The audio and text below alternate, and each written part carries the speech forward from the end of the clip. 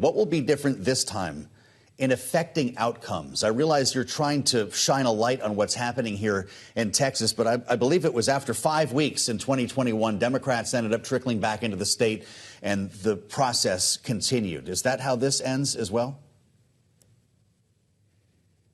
Thank you for having me.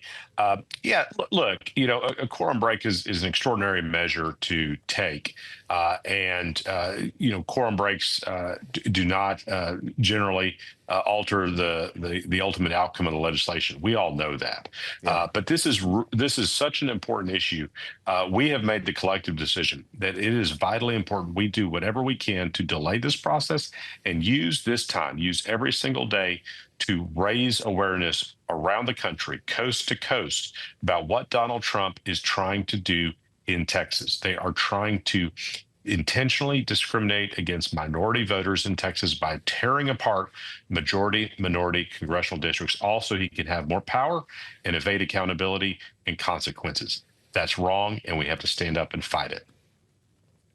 Well, is it also wrong for other blue states, not necessarily the one where you are now, but New York, California, to pursue similar action in response? Does two wrongs make a right in this scenario?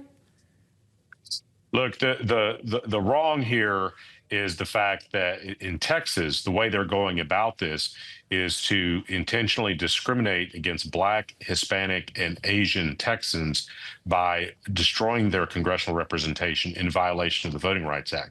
I'm confident that, and the history shows that maps in those states you mentioned, California and New York, are in compliance with the Voting Rights Act of 1965.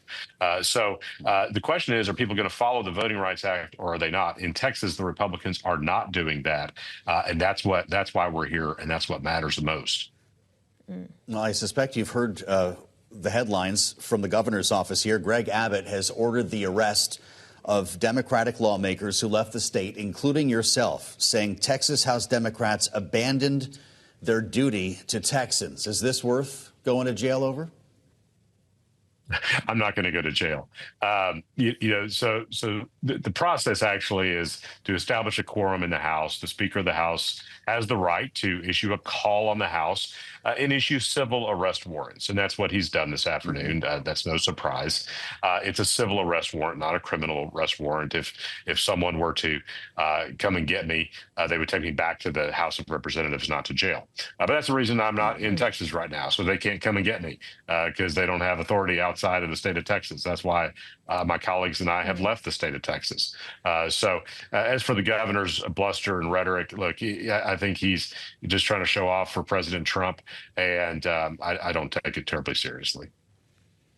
Well, so you and your colleagues are not in Texas right now. I assume the intention is to remain outside of Texas until this special legislative session is over, but nothing's going to stop the governor necessarily from just calling another one. Representative, what's the plan after this? Can you do this in perpetuity? No, we cannot do it in perpetuity, and no one is suggesting that we would. And of course, I fully expect the governor to call another special session. That is his prerogative as the governor. So I expect ultimately this fight is going to be decided in the courts because, as I say, the maps that they are trying to pass are in violation of the Voting Rights Act of 1965. But we want to use this fight and elevate this fight in a way that gets the attention of people across the country, voters across the country, so people understand what's at stake, what Trump is trying to do, the lengths he is going to seize more power so he can evade any accountability for his actions. And that's what we're doing.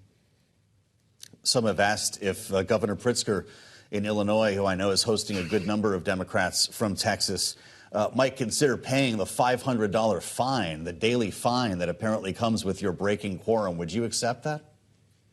No.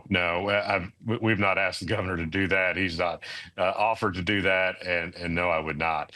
Look, I'm not worried about the fines. I'm confident that we'll deal with that whenever, if it comes to that.